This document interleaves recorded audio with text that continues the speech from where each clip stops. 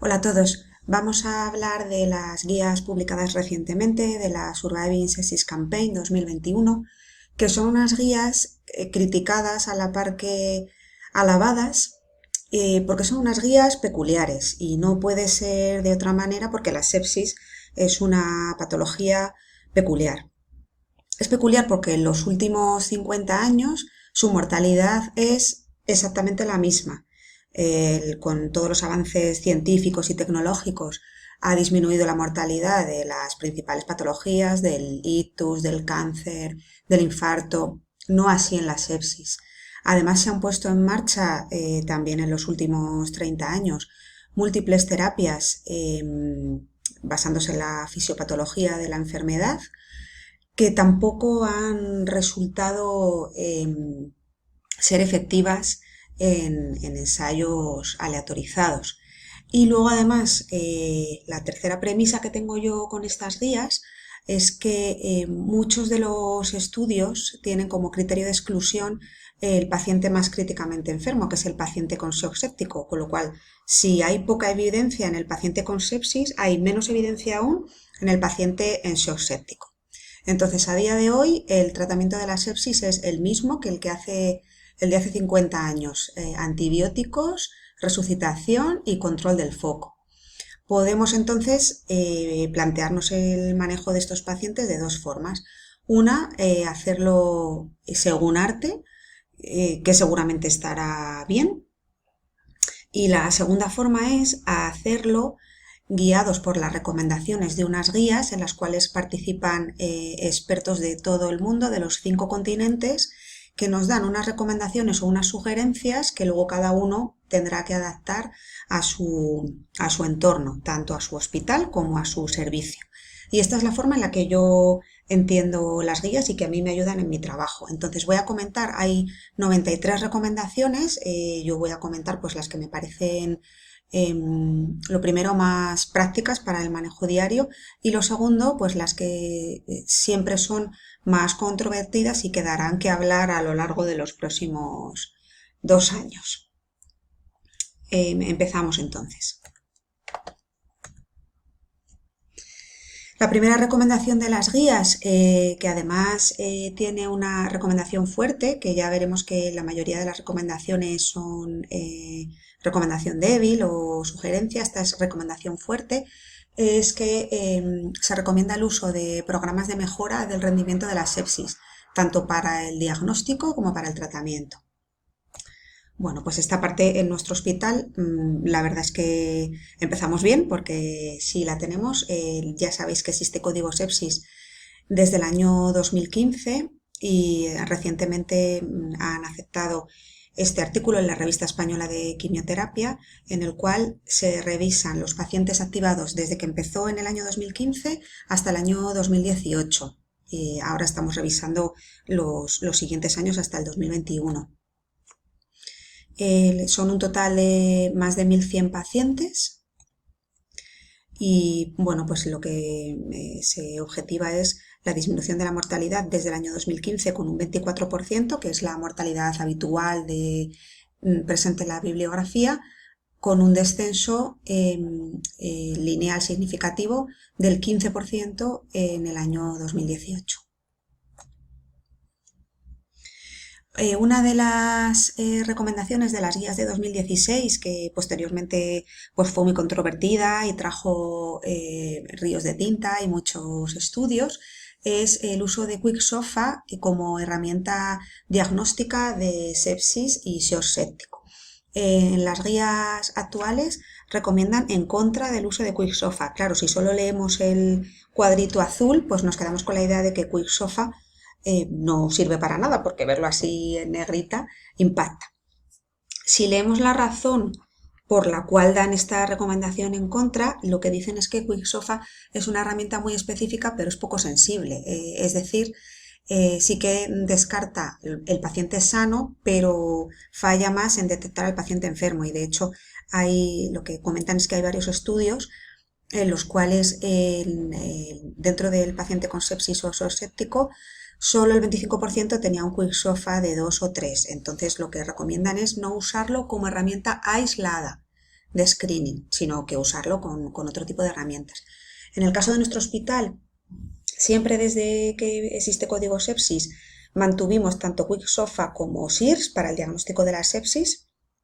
Y además, esto ya es un comentario mío personal, yo creo que en la planta QuickSOFA sí que es una estupenda escala de detección de deterioro para poder hacer un rescate precoz, porque yo no sé si el paciente tendrá una sepsis, pero si un paciente que previamente estaba bien, de repente tiene una tensión sistólica de 80 y está taquipneico, pues merece que le vea con premura un médico, porque seguramente algo le pasa, será una sepsis o será un infarto, pero yo creo que sí que es una buena escala de deterioro clínico. En cuanto a resucitación inicial, dan varias recomendaciones, vamos a ir viendo una por una. La más controvertida era la de los 30 mililitros kilo como bolo inicial para la resucitación, que yo la verdad es que creí que en estas guías de 2021 iba a desaparecer, pero no, la siguen manteniendo. ¿Y por qué la siguen manteniendo? Pues porque es verdad que este volumen fijo de 30 mililitros kilo se basa en estudios observacionales, pero posteriormente a las guías aparecieron el PROCES, el ARISE y el PROMIS, que son los principales estudios de Estados Unidos, Canadá y Reino Unido, en el cual ya antes de randomizar a los pacientes, a todos se les había pasado 2 litros, que es aproximadamente estos 30 mililitros kilo. Por eso lo sigue manteniendo. Y luego ya sí que sugiere que la administración de fluidos después de este primer bolo inicial se individualice. ¿Y se individualice cómo? Pues también nos da sugerencias de individualización de la resucitación mediante basándonos en medidas dinámicas más que estáticas, y como parámetros dinámicos el volumen sistólico, la variación de volumen sistólico, la variación de presión de pulso y el ecocardio. Luego también hace un apunte sobre el lactato, que lo sugiere como guía para la resucitación del paciente con sepsis, pero siempre poniéndolo en el contexto de cada paciente y sin perder de vista que pueden existir otras posibilidades por las cuales el lactato se encuentre elevado. Una recomendación nueva de estas guías es que se sugiere, basado en este estudio, que es el Andrómeda, se sugiere también como guía de resucitación el tiempo de relleno capilar. En este estudio lo que se comparaba era la resucitación, si la resucitación guiada por el tiempo de relleno capilar mejoraba la supervivencia con respecto a la resucitación guiada por lactato. Y parece que sí, la mortalidad era menor en los pacientes que se utilizaba el tiempo de relleno capilar, aunque esta disminución no era estadísticamente significativa. Ahora está en marcha, bueno, se va a poner en marcha el Andrómeda 2, en el cual nuestro hospital va a participar. En cuanto al tiempo en el cual hay que poner los antibióticos, medida también muy controvertida por la famosa Golden Hour de las guías de 2016, pues de nuevo sí que da recomendaciones y ajusta un poco más sus comentarios. Lo que recomienda es, si el paciente tiene un shock séptico o una alta sospecha de sepsis, sigue recomendando administrar los antibióticos de manera inmediata, idealmente dentro de la primera hora. ¿Y esto por qué? Pues porque administrar el tratamiento antibiótico apropiado de manera rápida se asocia a un mejor pronóstico, y esto es así además mucho más en el paciente que se encuentra en shock séptico. Y lo que sí que sugiere es que el paciente que no está en shock y en el cual sospechamos que tiene una sepsis, da una recomendación de 3 horas para que nosotros podamos hacer el diagnóstico y discernir si el paciente está críticamente enfermo porque tenga una infección o porque tenga otra cosa. Y si después de esas 3 horas aún no hemos conseguido llegar al diagnóstico, pero sí que seguimos sospechando con una sospecha certera de que el paciente tenga una sepsis, iniciar el tratamiento antibiótico empírico. En cuanto a qué tipo de antibióticos utilizar, sí que habla de 2 recomendaciones para Staph aureus methicillin resistente y para los bacilos gram negativos multiresistentes.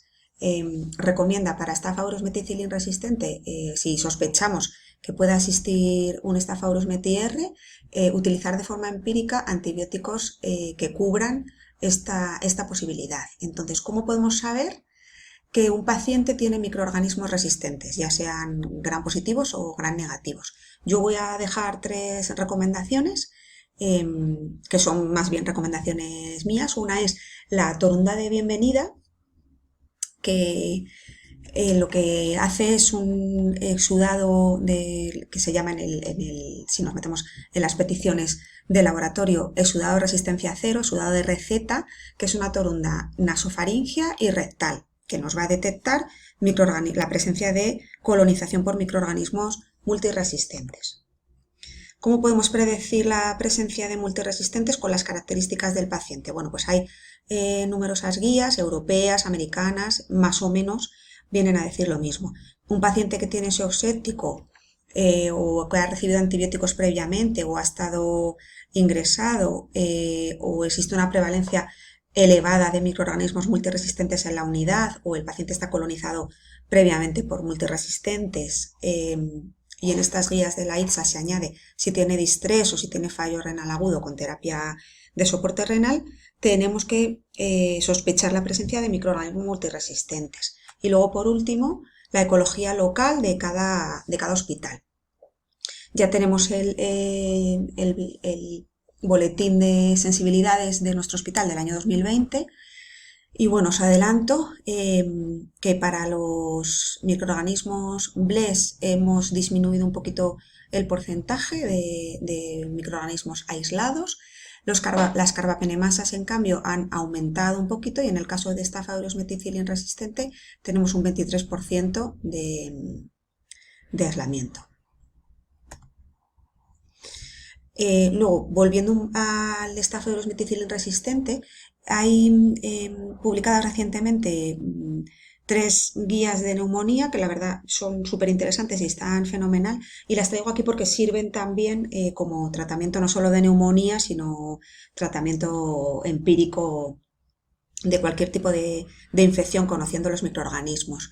Esto lo traigo porque para Staphylococcus methicillin dan como primera opción linezolid, en otras guías es linezolid o vancomicina, y lo traigo por comentaros los nuevos antibióticos. En este caso el ceftobiprole, que es una cefalosporina de 5ª generación, que es activa frente a gram positivos y negativos, exceptuando notrofomona y acinetobacter, y en su ficha técnica sí que tiene indicación para la neumonía intrahospitalaria, sobre todo en aquella que sospechemos el Staphylococcus methicillin.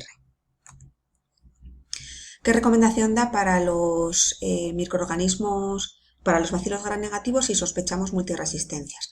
Pues lo que sugiere es que inicialmente comencemos con tratamiento combinado. Tratamiento combinado son 2 antibióticos que actúan de manera diferente, pero que tienen espectro frente a los bacilos gram negativos, para que puedan, si no es un antibiótico es el otro, ser el apropiado para el microorganismo que tenemos. Y además también se sugiere que pueda tener cierta sinergia el tratar con los dos antibióticos.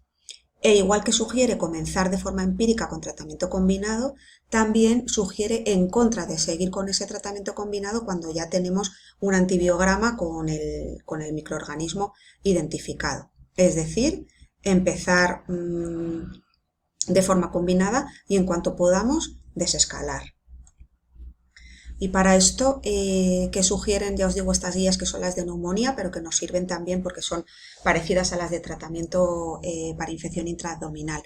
Si sospechamos Pseudomonas aeruginosa resistente, ceftolozano tazobactam más, por eso hemos dicho lo de la terapia combinada, pues más otro antigram negativo. Si sospechamos enterobacteria productora de carbapenemasas, que en nuestro hospital la más frecuente es la OXA48, lo que se sugiere es ceftazidimabibactam más otro antigram negativo.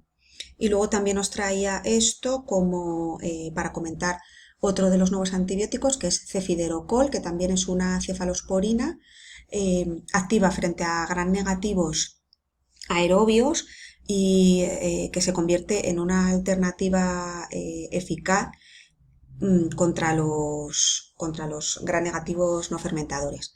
Acinetobacter, notrofomona, y también es activa frente a metalactamasas.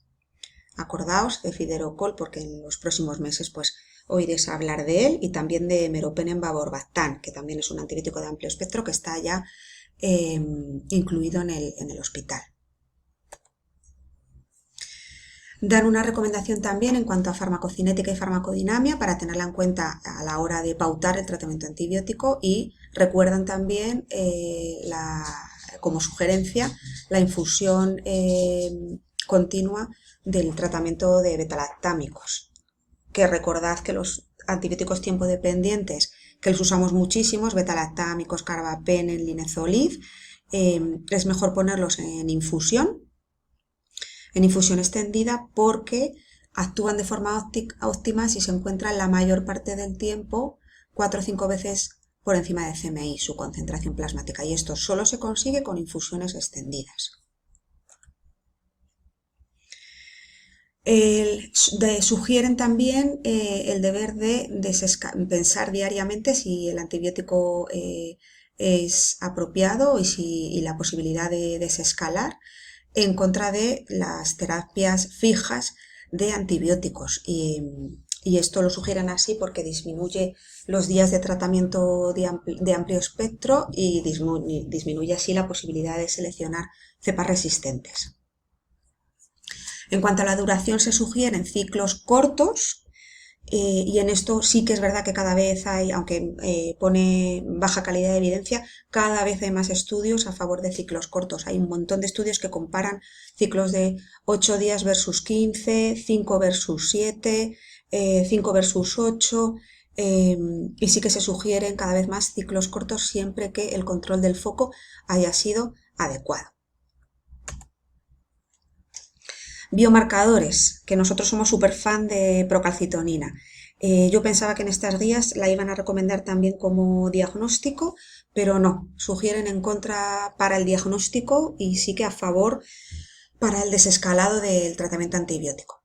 En contra para el diagnóstico, porque procalcitonina no ha demostrado en ningún estudio que aumente ni la supervivencia ni los días libres la estancia media en el hospital, guiando el inicio del tratamiento antibiótico solo con la procalcitonina, con lo cual para diagnóstico se sugiere en contra de su uso, pero para el desescalado sí que sugieren que se utilice procalcitonina en aquellos pacientes que tengan un adecuado control del foco y en los cuales clínicamente se encuentren mejor. Lo que sí se sugiere en estos pacientes, no se conoce porque hay diferentes estudios, el porcentaje de disminución de procalcitonina a partir de la cual se puede realizar el desescalado, teniendo en cuenta las otras premisas, pero sí es verdad que hay muchos estudios a favor de una disminución del 90% con respecto al valor máximo de procalcitonina que se haya alcanzado, con lo cual si tenemos un paciente con adecuado control del foco, que clínicamente está mejor y que además la procalcitonina ha disminuido un 90% respecto a la previa, pues podemos realizar el desescalado antibiótico con relativa seguridad. Y he olvidado comentar aquí que se sugiere en contra de utilizar procalcitonina en el diagnóstico, pero sí es verdad que una vez que decidimos iniciar el tratamiento antibiótico, hay muchos estudios a favor de que valores más altos de procalcitonina sugieren bacilos gram negativos y valores más bajos, por debajo de 10, de procalcitonina sugieren la presencia de microorganismos gram positivos. En cuanto al manejo de fluidos, dan varias recomendaciones. Recomiendan usar cristaloides. Diferencia con las guías de 2016, sugieren usar cristaloides balanceados mejor que salino.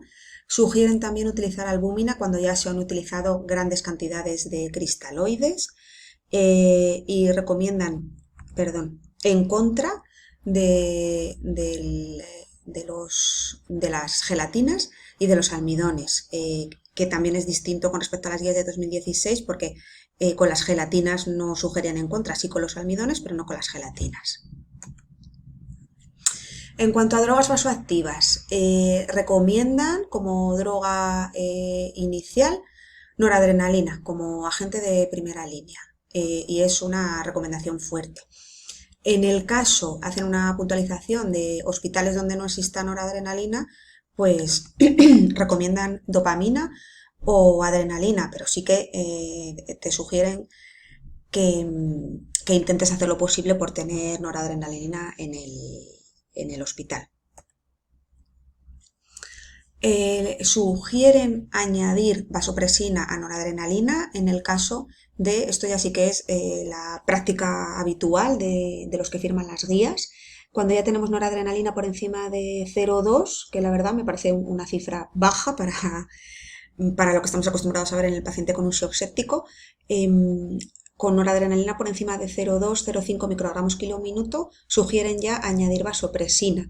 Y en el caso de ya tener noradrenalina y vasopresina, y aún así el paciente tener una tensión arterial media por debajo de 65, sugieren añadir adrenalina. Os recomiendo, voy a hacer un pequeño apunte, os recomiendo este estudio que es de 2020 de Vincent, que la verdad que es una obra maestra porque habla de todos los vasopresores en el shock séptico refractario. Y por hacer un pequeño comentario, como estos son fármacos que no estamos acostumbrados a utilizar, vasopresina es una hormona que actúa sobre los receptores V1, V2 y V3, y lo que hace es, por el receptor V1, aumenta el calcio dentro del citoplasma y por eso produce vasoconstricción.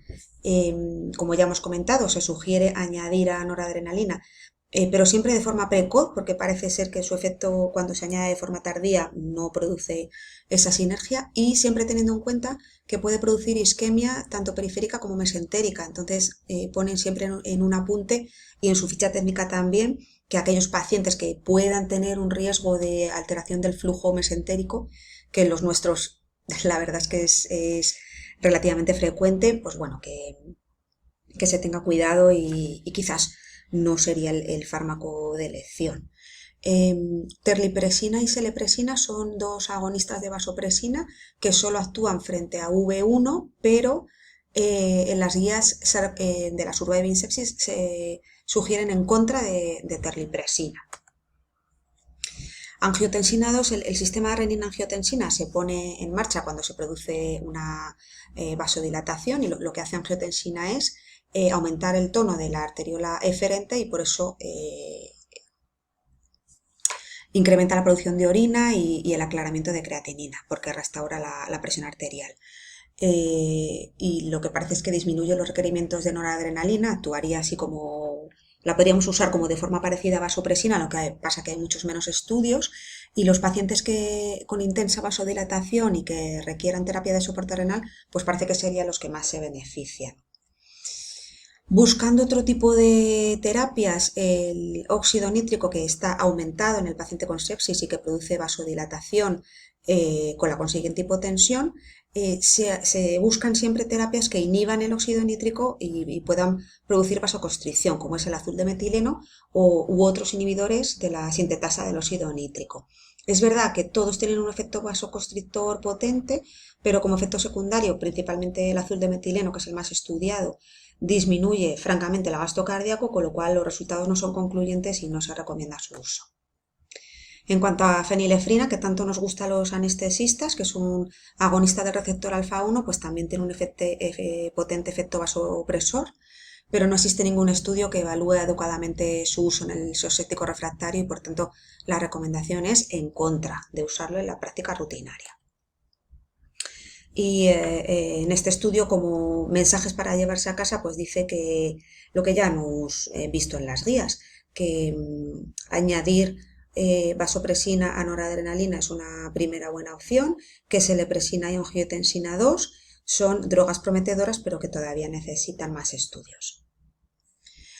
Volviendo a las guías, usamos por tanto noradrenalina como primera elección, considerando la posibilidad de empezar por vía periférica y siendo nuestro target de tensión arterial media 65 milímetros de mercurio. Y luego comentan si hay disfunción cardíaca o persiste la hipoperfusión, añadir dobutamina a noradrenalina o cambiar por tratamiento con adrenalina. Estas dos recomendaciones, siendo nosotros del Hospital de la Princesa superfans tanto de levosimendan como de polimixina y otro tipo de terapias de reemplazo renal, pues llama la atención. Lo mismo que decíamos con Quicksofa, si nos quedamos solo con el cuadrito azul, se sugiere en contra tanto de levosimendan como de polimixina.